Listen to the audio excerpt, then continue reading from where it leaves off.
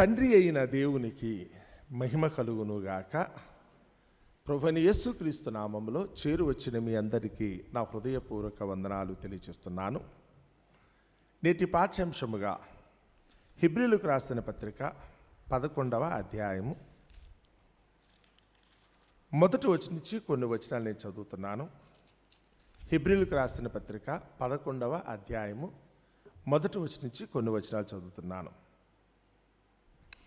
విశ్వాసమనున్నది నిరీక్షించుబడు వాటి యొక్క నిజస్వరూపమును, అదృశ్యమైనవి ఉన్నవనుటకు రుజువునై ఉన్నది. దానిని బట్టియే పెద్దలు సాక్ష్యము పొందిరి. ప్రపంచములు దేవుని వాక్యము వలన నిర్మాణమైనవనియు, అందును బట్టి దృశ్యమైనది కనబడెడు పదార్థములతో నిర్మింపబడలేదనియు విశ్వాసము చేత గ్రహించుకొనుచున్నాము. దేవుడు తన పరిశుద్ధ వాక్యమును మన వినికిడిలో దీవించి ఆశీర్వదించునుగాక. ఆమేన్. మరి చదవబడిన ఈ మాట మరి హెబ్రీ గ్రంథకర్త అంటే అబ్రహాము యొక్క వారసులను గురించి ఈ పుస్తకం అయితే కనుక రాయబడింది. అబ్రహాం యొక్క వారసులు హెబ్రీయులు అని కనుక మనం అనుకునేటట్టయితే ఆ హెబ్రీయులను ఉద్దేశించి పత్రిక రాస్తున్నాడు. అంటే పరోక్షంగా అబ్రహామును జ్ఞాపకం చేస్తూ ఈ పత్రిక రాశారని అర్థం. వంశావళి దగ్గరికి వచ్చేటప్పుడు కూడా అబ్రహామును బట్టే అక్కడైతే కనుక చెప్తూ ఆ కుటుంబాన్ని గురించి, ఆ కుటుంబంలోంచి వచ్చిన వారు అంటే ఆ వంశంలోంచి వచ్చిన వారు ఎవరెవరైతే కనుక దేవుని ఎడల భయము భక్తి కలిగి ఉన్నారో వారి ద్వారా దేవుడు ఎలాంటి గొప్ప గొప్ప అద్భుతాలు చేయించాడో, వారు కూడా లోకమంది అయితే కనుక దేవుని కొరకు ఎంత మంచి సాక్ష్యము పొందారో అన్న సంగతిని గురించి ఈ పత్రిక ఈ అధ్యాయం అయితే కనుక మరి ముఖ్యంగా అయితే కనుక పనికొస్తుంది. అందుకని విశ్వాస వీరుల గురించి చెప్పబడిన అధ్యాయముగా ఈ అధ్యాయాన్ని అయితే కనుక చెప్తారు. ఇందులో ఏమన్నారంటే విశ్వాసము, నేను విశ్వసించాను దేవుణ్ణి అంటే ఇది కంటికి కనపడేది కాదు. నేను వేసుకున్న చొక్కా కాదు విశ్వాసం అనుకుంటే, నేను పెట్టుకున్న ఉంగరం కాదు, నా వాచి కాదు, ఇదిగో చూపించి నాకు విశ్వాసం ఉంది అంటానికి లేదు. నాకు ఉంగరం ఉందని చెప్పేటట్టుగా విశ్వాసం ఉందని చెప్పడానికి లేదు. నాకు చొక్కా ఉందనుకునేటట్టుగా విశ్వాసం అని చెప్పడానికి లేదు. విశ్వాసం అనేది అది కేవలం ఎక్కడి నుంచి వచ్చిందో తెలుసా? అలాగే చెప్తాను. నిరీక్షించు వాటి యొక్క నిజస్వరూపం అంటే ఏదైతే కనుక మన భవిష్యత్తు గురించి ఆలోచిస్తున్నామో, దేవుడు మన ఎడల ఏదైతే కనుక వాగ్దానం చేశాడో ఆ వాగ్దానం చేసినది ఖచ్చితంగా దేవుడు మనకిస్తాడని మనమైతే కనుక నమ్మటం. ఇది రుసులతో కూడుకుంది కాదు, బాండ్ పేపర్ మీద సంతకం పెట్టించేది కాదు. దేవుడు చెప్పాడు అంటే కనుక ఖచ్చితంగా దేవుడు నేడలది చేసి తీరతాడని ఎవరైతే కనుక పర్ఫెక్ట్గా నమ్ముతారో, దేవుడు అన్నాడు అంటే కనుక అది ఖచ్చితంగా జరుగుతుందని ఎవరైతే కనుక విశ్వసిస్తారో వారిని విశ్వాసులు అంటారు. అబ్రహాము దగ్గరికి వచ్చినప్పుడు కూడా ఈ అధ్యాయంలో అబ్రహామును గురించి చెప్తాడు, అతను కుమారుడు అనుకున్న ఇస్సాకును గురించి చెప్తాడు, పూర్వీకులందరి గురించి చెప్పుకొస్తారు. అందులో మన రోమీయులకు రాసిన పత్రిక 4వ అధ్యాయం చదువుతున్నప్పుడు అక్కడ రాయబడిన మాట ఎలా ఉంటుందంటే, నిరీక్షణకు ఆధారము లేనప్పుడు అబ్రహాము నమ్మాడు. నేను నీకు ఇస్తాను అని చెప్తే చిస్తాడా? ఇంతకుముందు ఎప్పుడైనా ఇచ్చాడా? ఎవరన్నా పొందుకున్నారా? ఇలా జరుగుతుందా? ఇలాంటి అనుమానాలకి ఆస్కారము లేని విశ్వాసం ఎవరిదంటే కనుక అబ్రహాముది. అతడు నిరీక్షణకు ఆధారము లేనప్పుడు నమ్మాడు. ఈరోజు మనుషుల మధ్యన ఈరోజు నమ్మకాలు లేవండి. ఎవరన్నా వచ్చి కనుక ఒక 1000 రూపాయలు ఇమ్మని అడిగారు అనుకోండి, తీసి ఇచ్చే పరిస్థితి లేదండి ఈరోజు. ఆ 1000 రూపాయలు ఇస్తే కనుక బాబు నోట్ రాయి, ఒక 1000 రూపాయలు కూడా ఈరోజు ఇస్తే కనుక నోట్ రాసి చేతిలో పెట్టుకున్నారు. ఎందుకంటే రేపొద్దు నువ్వు కాదంటే, నువ్వు ఏదైనా వస్తువు తీసుకుని కనుక లేదు అని చెప్తే, నువ్వు ఈరోజు మాట ఇస్తున్నావు, రేపటి దినాన నీ దగ్గర మాట ఉంటుందో లేదన్న ఉద్దేశంతో ఈరోజు ఏ మనుషులు కూడా ఈరోజు అయితే కనుక నమ్మలేని పరిస్థితిలో మనం ఉన్నామంట. భక్తులు కూడా చాలామంది అయితే కనుక జరుగుతున్న పరిణామాలను బట్టి ఏ మనుషుడు నమ్మదగిన వాడు కాడు అనుకునే స్థితిలోకి వచ్చేసారు. మీకా గ్రంథం చదువుతున్నప్పుడైతే కనుక అందులో చెప్తున్న మాట, ఏ మనుషుడిని నమ్మకండి, స్నేహితుని యందు నమ్మిక ఉంచకండి. ఎందుకంటే నమ్మదగిన వ్యక్తులు లేరు, మాట ఇచ్చి పూర్తిగా నెరవేర్చే వాళ్ళు ఎవరు లేరు. పెద్ద పెద్ద ప్రమాణాలు చేసేవాళ్ళు చాలామంది ఉన్నారు. ఇంత అంటారు అంత అంటారు, కానీ సమయం వచ్చినప్పటికల్లా ఆ మాటను అంతటిని కూడా అయితే కనుక వదిలిపెట్టి వెళ్ళిపోతారు. నేను కదా మాట ఇచ్చాను అన్నట్టుగా చాలామంది మాట్లాడతారు. శారమ్మ గారు అయితే కనుక హాగర్ గారికి మాట ఇచ్చిందట, నా కొరకు నువ్వు పిల్లల కంటే కనుక నా భర్తకైతే కనుక నువ్వైతే కనుక భారీగా ఉంటావు, నాకు సవతిగా ఓ చెల్లిగా ఉండటానికి నేను అవకాశం ఇస్తాను, పిల్లలకి అంటావా అని అడిగితే అలాగేనండి అమ్మగారని చెప్పి ఆవిడైతే కనుక పిల్లలకి అనటానికి ముందుకు వచ్చింది. కానీ ఎప్పుడైతే కనుక పిల్లలకని తనకంటే కనుక హాగర్ ఒక ఉన్నతమైన స్థానంలోకి వెళ్ళిపోయింది అనుకున్నారో, ఆ హాగర్ గారికి లేకపోతే శారమ్మ గారికి మధ్యన గొడవ వచ్చి చివరికి హాగర్ గారిని కొట్టి ఆమె కన్నిన పిల్లోనితో సహా ఇంట్లోంచి దగ్గరికి బయటికి గెంటేశారు. ప్రమాణానికి కట్టుబడలా. వాడు మాట ఇచ్చాడే కానీ ఆ ప్రమాణానికి అయితే కనుక కట్టుబడలేదండి. దావీదు గారి దగ్గరికి వచ్చినప్పుడు కూడా యోనాతాను మాట ఇచ్చాడట, ఇక నుంచి మన ఇద్దరం కూడా ప్రాణ స్నేహితులం, మరణము తప్ప మరి ఏది కూడా మనం విడదీయలేదన్నంత గొప్పగా ప్రమాణం చేసే పరిస్థితి వచ్చింది. కానీ కొన్ని రోజులు గడిచేప్పటికల్లా యోనాతాను ఆ మాటను నిలబెట్టుకోలే. కొన్ని రోజులు గడిచేప్పటికల్లా యోనాతాను ఆ మాటను నిలబెట్టుకోలేదు. ఒక్కరి కాదు, మీరు చరిత్ర అంతా చదువుతుంటే ఎంతోమంది ఉన్నారు. మాట ఇస్తారే కానీ సమయం వచ్చేప్పటికల్లా అది మర్చిపోతున్నారు. అందుకనే మనుషుల మీద మనకి విశ్వాసం లేదు, మనుషుల మీద రోజు నమ్మకం లేదు. తల్లి తండ్రిని నమ్మలేని పరిస్థితిలో మనం ఉన్నాం, కొడుకు కూతుర్ని నమ్మలేని పరిస్థితిలో మనం ఉన్నాం, భర్త భార్యను నమ్మలేని పరిస్థితిలో, అన్న తమ్ములను నమ్మలేని పరిస్థితిలో. ఎందుకంటే వాళ్ళు మాట చెప్తున్నారు కానీ ఎంతవరకు వాళ్ళు చివరి వరకు మనతో కొనసాగుతారన్న నమ్మకం ఈరోజు మనకు లేదు. మనం నమ్మించి నట్టేటి ముంచేసేవాళ్ళు ఈరోజు ఎక్కువ మంది ఉన్నారు. మనం వారు అన్నారు కదా అని ఉద్దేశంతో అయితే కనుక నమ్మి మన ఆశగా ఎదురు చూస్తున్నాం కానీ మన ఆశ తీరేటట్టుగా అయితే కనుక వాళ్ళు ప్రవర్తించట్లా. వారందరూ కూడా అయితే కనుక నమ్మి నట్టేట్టు ముంచేవాళ్ళు. చివరికి యేసు ప్రభు దగ్గరికి వచ్చినప్పుడు కూడా అందరూ ప్రథమ శిష్యుడు అని కనుక అనుకునేటట్టయితే కనుక, ముఖ్యుడు అనుకుంటే కనుక పేతురు గారు యేసు ప్రభుకి అయితే కనుక గొప్ప మాట ఇచ్చాడట.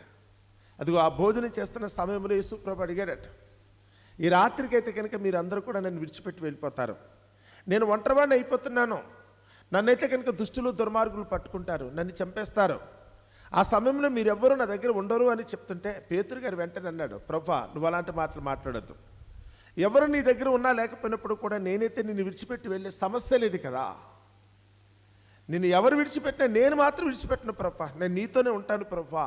పెద్ద మాట, నిజమా? నిజమా? కుదురుతుందా? గంటలు గడిచినాయి, పెద్ద రోజులు కూడా కాదండి, కొన్ని గంటలు, ఓ 3-4 గంటలు గడిచినవి అంతే. ఆ సమయంలో పేతురు గారు పక్క పారిపోయారు, మళ్ళీ వచ్చారు. ఆవిడ వచ్చినప్పుడైతే కనుక నీవు కూడా యేసు ప్రభుతో ఉన్నావు కదా అని చెప్పి అడిగారట అక్కడ వాళ్ళు. వెంటనే పేతురు గారు అన్నాడు, ఆయన ఎవరో నాకు తెలియదు. అయ్యో నిజంగా నాకు ఆయన ఎవరో తెలియదు, ఒట్టు ఆయన ఎవరో నాకు తెలియదు. ఎవరు నమ్మకం, ఎవరిని నమ్ముదని చెప్పండి. లోకంలో మనుషులు అనుకున్న పరిస్థితి కనుక ఎలా ఉంది. ఇది మనకు అలవాటు పడిపోయి ఎవరిని నమ్మబుద్ధి కావట్లేదు. మనుషులు చేస్తున్న మోసాన్ని బట్టి, వాళ్ళు చెప్తున్న అబద్ధాలను బట్టి ఈరోజు ఎవరూ నమ్మలేని పరిస్థితులు. ఈరోజు దేవుని దగ్గరికి వచ్చినప్పుడు కూడా చాలామంది అంతేనండి, దేవుని కూడా నమ్మలేకపోతున్నారు. ఎందుకంటే దేవుని గురించి చెప్పేవాళ్ళే నమ్మదగిన వ్యక్తులు కాలేకపోతున్నారు. ఇప్పుడు దేవుని గురించి నేను చెప్తున్నాను, పుస్తకం చదివి, నేను బైబిల్ చదివి మీకైతే కనుక వివరిస్తున్నాను. ఈ మాట ఇంత గంభీరంగా ఆడంబరంగా నేను చెప్తున్నాను కానీ ఇంతకీ ఇది చెప్పే నేను నమ్మదగిన వాడినేనా? ఇంతకీ నా మీద మీకు విశ్వాసం ఉందా? నేను ఇన్ని మాటలు చెప్తుంటే కనుక నేను నమ్మదగిన వాడిని అయితే నేను చెప్పే మాట కూడా అయితే కనుక నమ్మదగినదిగా ఉంటుంది. కానీ నా క్యారెక్టరే బాగోకపోతే, నేనే ఓలాటైలుగా ఉంటే కనుక, ఏ ఎండకా గొడుగు పెట్టే రకమైతే మరి నేను చెప్పే మాటకి ఇంకా శాంక్టిటీ ఏముంటుంది? దానికి నమ్మకత్వం ఇంకెక్కడి నుంచి వస్తుంది? ఈరోజు అందుకనే ఎవరిని కూడా ఏమీ చేయలేని పరిస్థితి, నమ్మలేని పరిస్థితిలో నిజంగానే అభద్రతాభావంతో మనం బ్రతుకుతున్నాం. ఇన్సెక్యూరిటీ అంటారండి. ఈరోజైతే ఇన్సెక్యూరిటీ ఏమో, ఎవరి వైపు నుంచి ఆపద వస్తుందో తెలియదు, ఎవరు ఎప్పుడు మళ్ళీ మోసం చేస్తారో తెలియదు, ఎవరిని నమ్మటానికి కూడా లేదనుకునే పరిస్థితులు ఈరోజు మనం బ్రతుకుతున్నాం. కానీ అబ్రహాముకైతే కనుక దేవుడు పిలిపించాడు. అబ్రహాముని దేవుడైతే కనుక చూశాడు, ఎన్నిక చేసుకున్నాడు, రమ్మని పిలిచాడు. అతను మహిమపరచడం కోసమైతే కనుక అబ్రహామును రమ్మంటే అబ్రహాం అయితే కనుక దేవుణ్ణి నమ్మాడు. ఆయన అమ్మా నాన్నను నమ్మలా, బంధుమిత్రులు నమ్మలేదు, లోకంలో అధికారుల్లో నాయకుల్లో రాజుల్లో ఆయన నమ్మలేదు. కానీ అబ్రహాం అయితే మాత్రం వీళ్ళందరినీ కాకుండా దేవుని నమ్మాడు. దేవుని యందు విశ్వాసం ఉంచాడు. నన్ను పిలిచిన వాడు ఎవరైతే ఉన్నారో ఆయన నమ్మదగిన వాడు కదా, వాగ్దానం ఇచ్చిన వాడు నమ్మదగిన వాడని చెప్పి అతను నమ్మి 100 ఏళ్ల ప్రాయంలో కూడా ఆయనైతే కనుక బిడ్డల్ని కనటానికి అయితే కనుక తన శక్తిని అయితే కనుక ఉపయోగించుకున్నాడు. దేవుడు అన్నాడు అంటే కనుక అది ఖచ్చితంగా నెరవేరుతుందని అబ్రహాము నమ్మాడు. అంతకుముందు ఎవరు కూడా అబ్రహాముకి రోల్ మోడల్గా ఎవరు లేరండి, మాదిరిగా ఎవరు లేరు. ఒకవేళ దేవుడు తలుచుకుంటే కనుక ఆయన మాట ఇస్తే ఇలా జరుగుతుందని అంతకుముందు చరిత్ర లేదు. ఇగో మనకైతే కనుక ఎంతోమంది చరిత్రలు రాస్తున్నాయి. పలానా వ్యక్తి విషయంలో ఇలా జరిగింది, పలానా వ్యక్తిని దేవుడు ఎత్తి పట్టుకున్నాడు, పలానా వ్యక్తి ద్వారా ఇంత ఘనమైన కార్యక్రమం చేయించాడని చెప్పి మనకైతే చరిత్ర. సృష్టి ఎలా ప్రారంభమైంది, దేవుడు భూమి ఆకాశం ఎలా సృష్టించాడు, అందులో ఉన్న సమస్తమును దేవుడు ఎలా సృష్టించాడు, ఇవన్నీ కూడా మనకు కనపడుతున్నాయి, మనం చదువుకున్నాం. అబ్రాహాముకి ఇంత నాలెడ్జ్ లేదు, అబ్రాహాముకి ఇవేమీ తెలియదు. అప్పటికి బైబిల్ కూడా రాయబడలేదు. దేవుని యొక్క వాస్తవం ఏంటో లేకపోతే కనుక ఆయన సంకల్పం ఏంటో అనే సంగతి ఆయనకి తెలియదు. అయినప్పుడు కూడా అబ్రహాము నమ్మాడు. ఏంటా నమ్మకం అనుకున్నప్పుడు ఇక్కడ చెప్తున్నాడు, విశ్వాసం అనేది ఏంటి తెలుసా? నిరీక్షించు వాటి యొక్క నిజస్వరూపం. ఏదైతే కనుక బ్రతుకులో భవిష్యత్తులో సంభవించబోతుందని మనం అనుకుంటున్నామో, దేవుడైతే కనుక ఖచ్చితంగా నాకు ఇయ్యబోతున్నాడు అనే సంగతి మనం ఏదైతే నమ్ముతున్నామో, ఆ నిరీక్షించు వాటిని నేను ఈరోజే చూడగలగటం. ఈరోజే చూడగలటం, రేపటి దినాన్ని దేవుడు ఇవ్వబోయే పరలోకాన్ని ఈరోజే మనం చూడటం, దేవుడు మనకి సంభవించబోయే మరణం ఎలా ఉంటుందో ముందుగానే చూపించటం, లేదా దేవుడు మనకి ఇవ్వబోయే బహుమతి ఏదైతే ఉందో ముందుగానే ఈరోజే దర్శించటం. భవిష్యత్తును గురించి దర్శించగలిగేంత స్థితి ఆ విశ్వాసమును బట్టి మాత్రమే కలుగుతుంది. అబ్రహాముకు చెప్పాడట, కనపడుతుందా? ఈ దేశమంతా కనపడుతున్న విశాలమైన దేశం, పాలు తేళ్లు ప్రపంచ దేశం. అందులో తినే తిండి ఎంతో ఆరోగ్యకరమైనది, బలమైనది. అందుకని మనుషులు కూడా చూసావా ఎంత పెద్దగా ఉన్నారు చూసారా, ఎంత బలిష్ఠులుగా ఉన్నారు చూసారా, దాని ఆహారం అంత గొప్పది. ఈ దేశమంతటిని కూడా నీకు నీ పిల్లలకి ఇచ్చేస్తాను. ఈ దేశమంతటిని కూడా నీ పిల్లలకి ఇచ్చేస్తాను, నీదే. అబ్రహాము నువ్వే దీనైతే కనుక సొంతం చేసుకుంటావు అంటే, అబ్రహాము అప్పటికి చనిపోతాడు. 400 సంవత్సరాల తర్వాత జరగబోయే దాని గురించి దేవుడు చెప్తుంటే, అబ్రహాం అయితే కనుక దేవుడు చెప్పాడంటే ఇది నిజం అనుకున్నాడు. దేవుడు అన్నాడు అంటే కనుక ఇది నిజమని అతను నమ్మేశాడు. ఈరోజు మన దగ్గరికి వస్తే కనుక మనకు కూడా దేవుడు చెప్తున్నాడు. కానీ అబ్రహాముకున్న విశ్వాసం ఈరోజు మనకుందా? నమ్మగలుగుతున్నామా? దేవుడు ఏదైనా చేస్తాను అంటే కనుక ఖచ్చితంగా చేస్తాడు. ఇదిగో ఇందులో రాయబడిందంత సత్యం. ఆయన వాగ్దానములు సత్యం, ఆయన ప్రణాళిక నిత్యము ఉంటుందన్న సంగతిని ఎంతమంది గుర్తించారనేది ఇక్కడ ప్రశ్న. ఇది కనుక మనం నమ్మగలిగితే, దేవుడు ఖచ్చితంగా ఈ పని చేస్తాడని కనుక మనం కనుక ఒప్పుకోగలిగితే, నిజంగా అబ్రహాముతో పాటు మనము కూడా ఆ విశ్వాసానికి వారసులు అవటానికి అవకాశం. అందుకని అబ్రహాము కుమారుడుగా అనిపిస్తారు. మన అబ్రహాము పిల్లలు అయ్యే ఛాన్స్ అయితే కనుక వస్తుంది కదా. ఇక రాయబడినప్పుడైతే కనుక అదే చెప్తాడు. విశ్వాసం అంటే నిరీక్షించు వాటి యొక్క నిజస్వరూపం, అదృశ్యమైనవి ఉన్నవన్నట్టు రుసు. ఇదిగో నా పక్కన దేవదూతలు ఉన్నారు, ఇగో మన మధ్యన అయితే కనుక పరిశుద్ధాత్ముడు ఉన్నాడు, ఈ స్థలం ముందు అయితే కనుక దేవుని కనుదృష్టి ఉంది, ఎక్కడా అని అడగొద్దండి. ఈరోజు నిజంగా నీకు విశ్వాసం ఉంటే కనుక, దేవుని మాట మీద కనుక నమ్మకం ఉన్నట్టయితే, యేసుప్రభు చెప్తున్నాడు, ఎవరైతే 2-3 నా నామమును కూర్చుంటారో వారి మధ్యన నేను ఉంటానన్నాడు. ఇది నువ్వు నమ్మగలిగితే, ఆ మాటను విశ్వసించగలిగితే కనుక, అదిగో మన మధ్యన యేసుప్రభు వారు ఉన్నారు. ఇగో మనలో అయితే కనుక పరిశుద్ధాత్మను సంచరిస్తున్నాడు. పరలోకమందున దేవుడైతే కనుక తన కనుదృష్టిని మన మీద పెట్టాడు. మన ఇంకా చూస్తున్నాడు ఆయన. నువ్వు నమ్మగలిగితే కనుక ఇది సాధ్యం. అదృశ్యమైనవి ఉన్నవనుటకు రుజువు. ఆ అదృశ్యమైనవి ఉన్నవని నమ్మటానికి కారణం విశ్వాసం. అది కంటికి కనపడేది కాదు, చెవికి వినపడేది కాదు, హృదయానికి నీకైతే కనుక గోచరం కూడా కావట్లా. దేవుడు నీ కొరకు ఏదైతే సిద్ధపరిచాడో అవి కళ్ళతో చూడగలిగే స్థితి ఉండాలి. ఎలీషా దగ్గర పనిచేసే దాసుడు ఒక అతనున్నాడంట. ఎలీషాకి తెలుసు, నా చుట్టూ దేవుడు ఎప్పుడైతే కనుక ఆయన సైన్యాన్ని కాపలా ఉంచుతాడు, ఎవరు కూడా నన్ను ఏమీ చేయలేరని ఎలీషాకి తెలుసు. కానీ పక్కన పనిచేసే దాసుడికి ఎంత విశ్వాసం లేదో, అందుచేత అతను తొందరపడుతున్నాడు. శత్రువులు వచ్చి చుట్టూ గట్టుగట్టు కూర్చున్న రోజున, ఆ పట్టణం అంతా కూడా అయితే కనుక శత్రువులతో నిండిపోయిన రోజున తొందరపడుతున్నాడు అతను. ఏలినవాడా, అయిపోయాం కదా, అయ్యగారండి చచ్చిపోయామండి, మన పని అయిపోయింది, ఈ పూటతో మన పని ఫినిష్ కదా అంటున్నాడు అతను. ఆ సమయంలో అయితే కనుక ఎలీషా దేవుణ్ణి అడిగాడట, ప్రవ్వా ఒక్కసారి వీడు కళ్ళు తెరవా. విశ్వాసంతో ఉన్నవాడికి ఎప్పుడు కళ్ళు తెరుచుకుని ఉంటాయి. విశ్వాసంతో ఉన్నవాడు ఎప్పుడు కూడా కళ్ళు తెరుచుకుని ఉంటాడు. మనకైతే కనుక విశ్వాసం లేకపోతే కళ్ళు మూసుకుపోయి ఉంటుంది. లంచం అయితే కనుక లోకపరమైన ఆశా కోరికలతో నిండిపోయినంతసేపు మన కళ్ళు మూసుకుపోయి, దేవుడు మన కొరకు ఏమేమి సిద్ధపరిచాడో మనకు అర్థం కాదు. కానీ దేవుని చిత్తాన్ని కనుక మీరు గుర్తించి గ్రహించగలిగే స్థితిలోకి వస్తే మాత్రం, దేవుడు మన కొరకు ఏర్పాటు చేసిన వాటన్నిటిని బట్టి మనమందరం కూడా సంతోషించే గొప్ప అవకాశం కలుగుతుంది. వాడు కళ్ళు తెరువు ప్రభు అనగానే ఒక్కసారిగా అతను ఏం చూడగలిగాడట? అగ్నితో పుంచిన గుర్రాలని, రథాలను అయితే కనుక ఆయన చూడగలిగాడు. ఈరోజు మనం చూడగలుగుతున్నామా? అవిశ్వాసులుగా ఉండిపోతే కనుక మనము కూడా అంతేనండి. దేవుడు మన కోసం ఎదురుగా పెట్టే చూడలేకపోతున్నాం.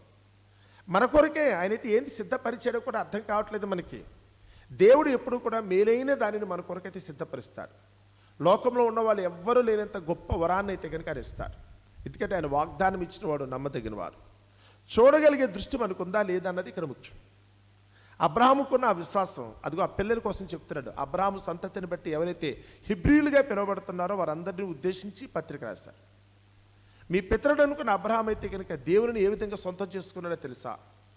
అబ్రహాము దేవుడు అనేటట్టుగా దేవుడు కూడా అయితే కనుక అబ్రహాంకే దేవుడా అన్నంత గొప్పగా అయితే కనుక ఎందుకు బ్రతికాడో తెలుసా? దేవునికి ఒక స్నేహితుడిగా ఉండే అవకాశం అబ్రహాంకి ఎందుకు కలిసిందో తెలుసా? అబ్రహాము దేవుణ్ణి నమ్మెను, అది అతనికి నీతిగా ఎంచబడదు. విశ్వాసం అంటే అది.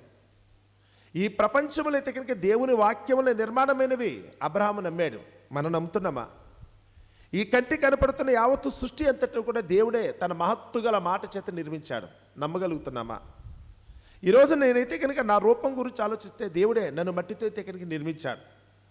నా నాసికారంధ్రములో దేవుని ఊపిరిని ఊదాడు. నాలో ఉన్నది దేవుని ఊపిరి, ఆయన ఆత్మ. ఆయనను పోలి నేను నడుచుకుంటున్నాను, ఆయన పోలిక చొప్పున నేను ఉన్నానని మీరు నమ్ముతున్నారా? నా జీవన ప్రమాణాన్ని నిర్దేశించింది ఆయన. నా జీవన యానం ఎన్నాళ్ళు నేను ప్రయాణించాలో, ఈ లోకంలో ఎన్నాళ్ళు నేను ఉండాలో నిర్దేశించేది ఆయన. నా జన్మదినాన్ని నిర్దేశించింది ఆయనే, నా మరణ దినాన్ని కూడా నిర్దేశించింది ఆయనే. ఆయన చెప్పిన మాటను బట్టి నేను ఉన్నాను. నమ్ముతున్నామా? ఈ లోక యాత్రలో నేను ఏమేమి చేయాలో, ఎవరెవరిని నేను కట్టుకోవాలో, ఎవరెవరిని కనాలో, లేకపోతే ఎవరెవరితో సావాసం చేయాలో, ఈ లోకంలో నేను ఏదైతే కనుక నెరవేర్చాలో వాటన్నిటిని కూడా దేవుడైతే కనుక ముందుగానే నా కొరకు నిర్ణయించాడు తెలుసా? దేవుడు నా కొరకు ముందుగానే రాశాడు. నేను నమ్ముతున్నానా? ఈరోజు నేను ఏమై ఉన్నానో అది నన్ను బట్టి కాదు. పౌలు గారు చెప్తున్నాడు, నేను ఏమై ఉన్నానో అది దేవుని వలన ఉన్నాను. నమ్మకం అండి, దానినే విశ్వాసం అంటారు. ఎవరైతే కనుక ఆ విశ్వాసానికి అయితే కనుక కట్టుబడతారో, ఎవరైతే కనుక దేవుని కళ్ళ ముందు కనపడటం కాదు, ఈ స్థలం ముందు దేవుడు ఉన్నాడని నమ్మి విశ్వసించి ఎవరైతే కనుక ఆయన చిత్తానుసారంగా జీవిస్తారో వారందరూ కూడా విశ్వాస వీరులుగా పరిగణించబడతారు. ఆ అధ్యాయం అంతా కూడా అదే. కళ్ళతో చూడకపోయినప్పుడు కూడా దేవుడు చెప్తున్నాడంటే ఆ దేవుడు నాతో పాటు ఉన్నాడన్న నమ్మకాన్ని బట్టి ఆయనే నన్ను నడిపిస్తున్నాడు. ఏది జరిగినా నీకు తెలియకుండా ఏది సాగట్లేదన్న సంగతిని వాళ్ళైతే కనుక ఒప్పుకొని ఆయన చిత్తానుసారంగా జీవించడానికి అయితే కనుక వారందరూ కూడా ప్రయత్నించారు. ఈ పుస్తకం యొక్క సారాంశం అది. కాబట్టి విన్నా మనమందరం వచ్చేప్పుడు కూడా ఈరోజు జరుగుతున్న దాన్ని బట్టి తొందరపడకండి. ఆ దేవునికి తెలియకుండా మన బ్రతుకుల్లో ఏది జరగట్లా. నీకైతే కనుక అభినందన వచ్చినా ఆయనకి తెలిసే జరుగుతుంది. నీకు అవమానము కలిగినా ఆయనకి తెలిసే జరుగుతుంది. నీకు మంచి ఆరోగ్యం ఉన్నా ఆయనకి తెలిసే జరుగుతుంది. నీ ఒంట్లో అనారోగ్యం వచ్చినప్పుడు కూడా ఆయనకి తెలిసే జరుగుతుంది. ఎందుకు ఏంటనే సంగతిని నేర్చుకోవటం కోసమే దేవుడు ఎందుకు నాకు ఇది ఇచ్చాడు, ఆనందం ఇచ్చినా ఎందుకు ఇచ్చాడు అడగాలి. అదే సమయంలో దుఃఖం వచ్చినప్పుడు కూడా ఎందుకు వచ్చిందన్న సంగతిని ఆలోచించుకోవాలి. ఈ రెండింటి మధ్యన మనం అందరం కూడా జీవిస్తున్నాం కనుక ఆ దేవుని చిత్తాన్ని అయితే కనుక చక్కగా మనం అర్థం చేసుకోవటానికి ఏం జరిగినప్పుడు కూడా బ్రతుకులో మనకి ఏది సంభవించినా ఆ దేవుని మీద విశ్వాసం కోల్పోకుండా ఎల్లప్పుడూ కూడా ఆయన ఎందు భయభక్తులు కలిగి జీవించడానికి మనమందరము కూడా ప్రయత్నిద్దాం. అట్టి కృప దేవుడు మనందరికీ దయచేయునుగాక.